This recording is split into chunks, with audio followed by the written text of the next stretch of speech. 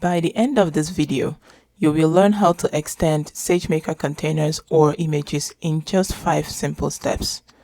AWS SageMaker provides pre-built images for frameworks like TensorFlow, PyTorch, and sklearn.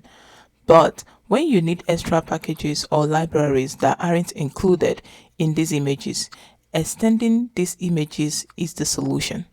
By extending a pre-built image, you create a customized version that includes the additional libraries you need while still using the SageMaker base.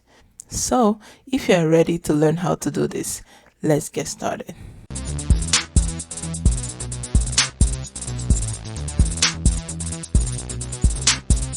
Here are the 5 steps we will follow to extend a SageMaker image. First, we need to choose our base image. In this demo, we will extend the SageMaker provided sklearn image to include matplotlib, which isn't available in the base image. To pull the base image, we will use SageMaker.image_uri.retrieve method. We will specify the sklearn framework since that's the image we want to extend. We will set the image scope to training because we are working with a SageMaker training image. If you were extending an inference image, you would set this to inference.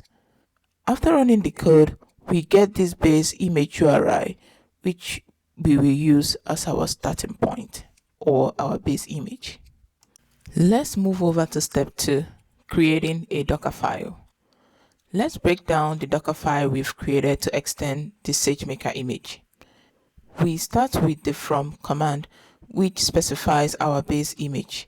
It is the same as the one we retrieved in step 1.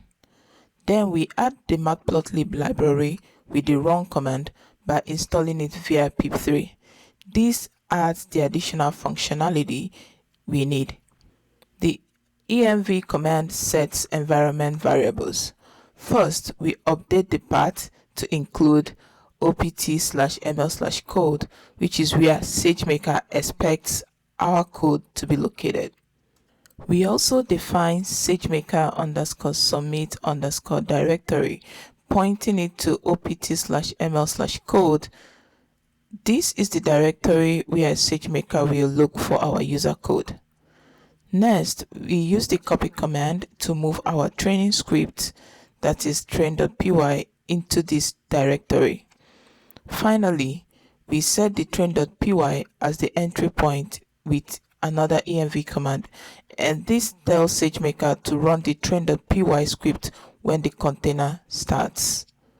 With this Dockerfile, we have successfully extended this sklearn image to include matplotlib and configured it to run our custom training script.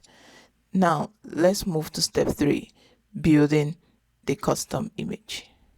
While you can write scripts to build Docker images directly in the Jupyter Notebook, I prefer using the terminal.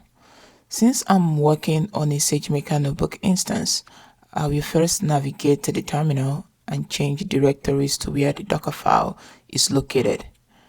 After confirming that the Dockerfile is in the SageMaker directory, it is time to build the image. First, we need to pull the SageMaker base image from ECR, so we must authenticate Docker with the ECR registry. We do this with the following command. AWS ECR get login password retrieves an authentication token for Docker. Docker login logs into the specified ECR registry using this token. Now, if your base image is in a different AWS region, replace US East 2 with the appropriate region. Next, we will build the image with this command, docker build/t SageMaker training image dot. The SageMaker training image is the name of our image. Finally, we will confirm that the build was successful by checking the list of Docker images using Docker images command. And as you can see, our image was built successfully. So now we move on to the next step, which is step 4, pushing this image we just built to Amazon ECR or Elastic Container Registry. To push our Docker container to Amazon ECR, we first need to create an image repository.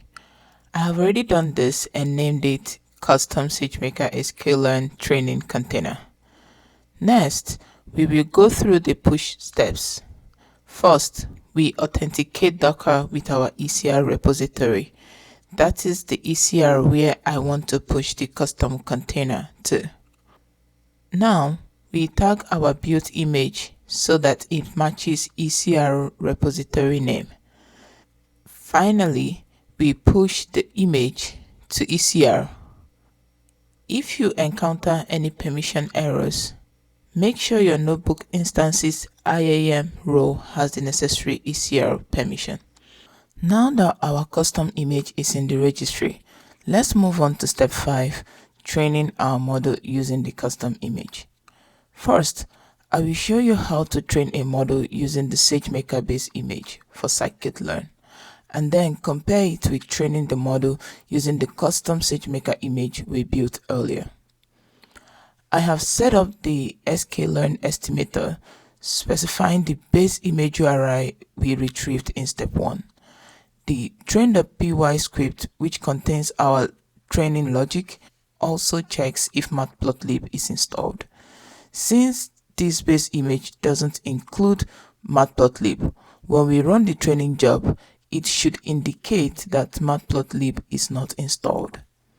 After running the training, you will notice it confirms that matplotlib isn't installed. Next, I will train the model using the custom SageMaker image we extended earlier. This image includes matplotlib, so when the train.py script runs, it should confirm that matplotlib is installed. The setup is almost identical, except we specify the custom image URI.